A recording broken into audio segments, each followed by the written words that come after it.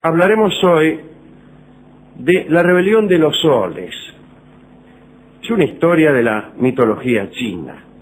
Se dice que en tiempos del emperador Yao, apenas posterior al emperador amarillo, que sería el primero de todos, cuyo carácter mítico es indiscutible, sucedió algo terrible.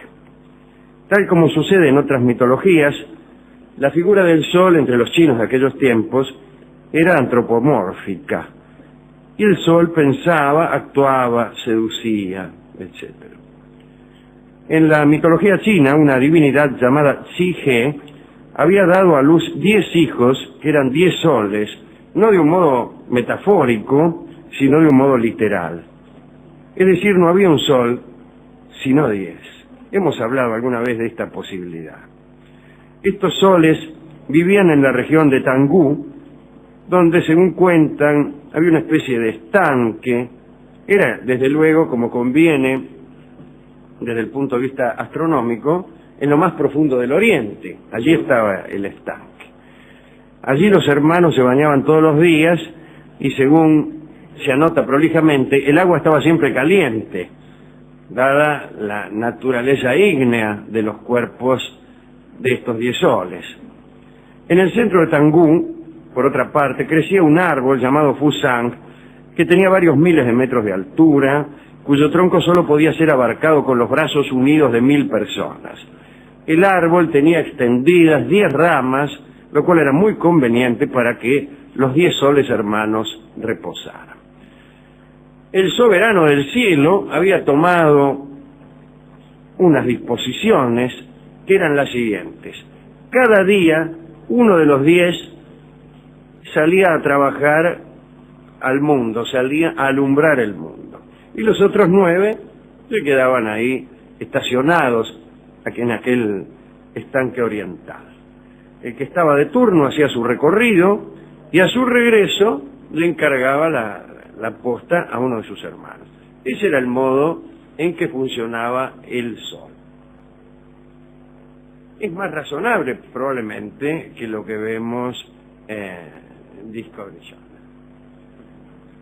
Ahora bien, según sigue el mito, y ya esto es más increíble, estos soles hermanos, lo primero que nos sorprende es que el sol no era uno sino 10.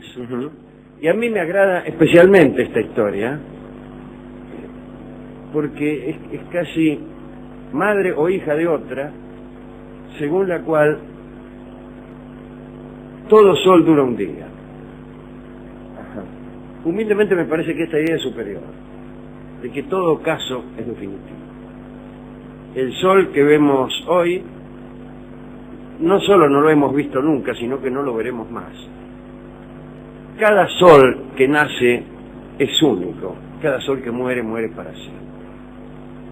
Me parece que es una idea bastante más interesante, no solo acerca de lo astronómico, sino acerca de nuestras vivencias. Pero no es muy oriental. No, es cierto. No es muy oriental. Bueno, acá había 10 soles. Y parece que se empezaron a aburrir.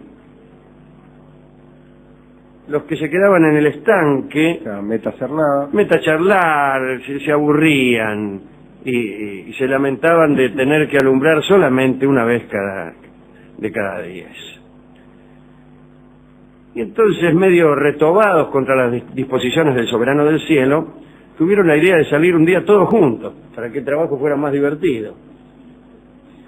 Vamos todos.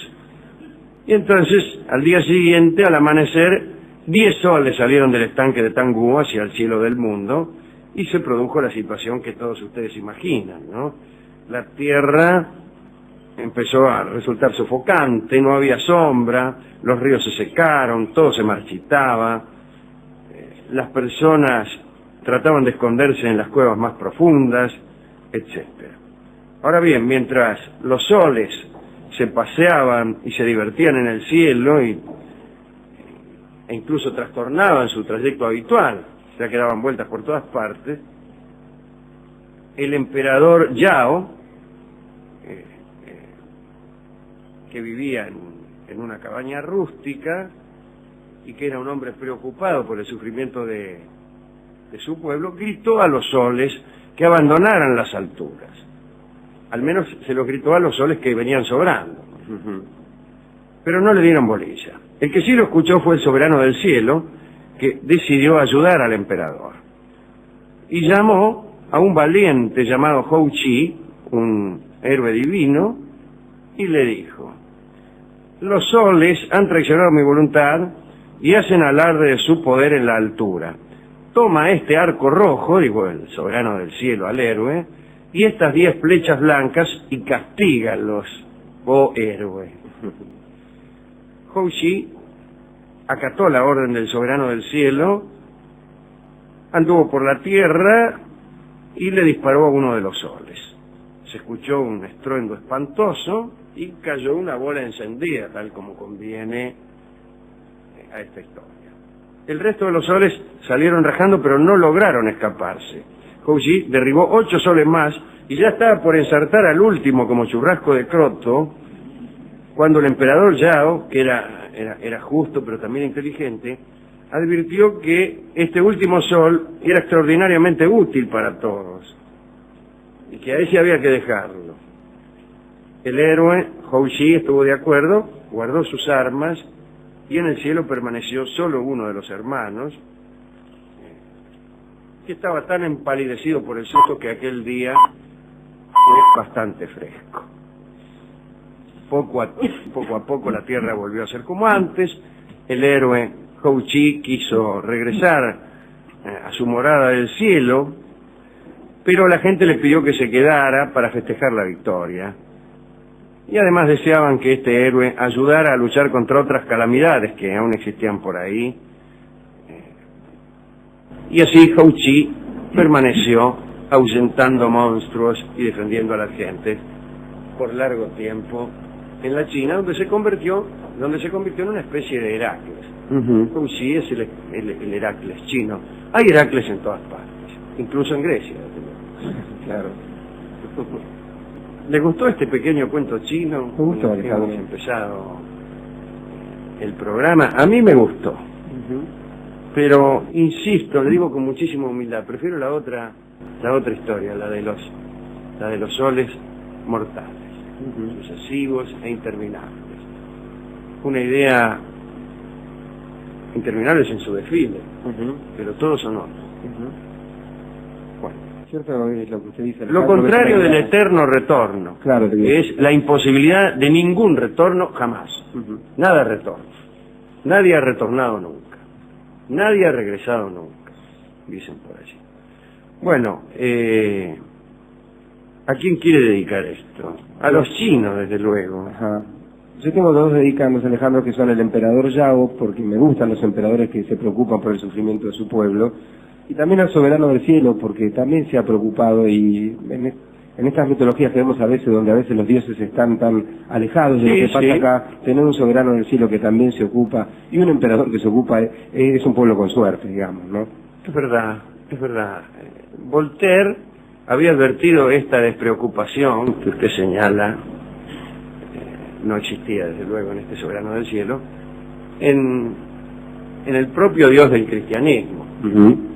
Voltaire, yo creo que primero lo pensó seriamente y después con sorna. La enemistad de Voltaire con el Dios de los cristianos proviene de un terremoto en Lisboa. Y después se hizo más filosófica, más graciosa. Decía que hacía rato que no había milagros porque nadie estaba interesado en la persuasión. Como todo el mundo era cristiano, ¿para qué? Bien. Hemos buscado canciones sobre sol, sobre soles, y hemos encontrado la rumba que se llama Sol Tropical en la versión clásica de Carlos Gardel. Adelante.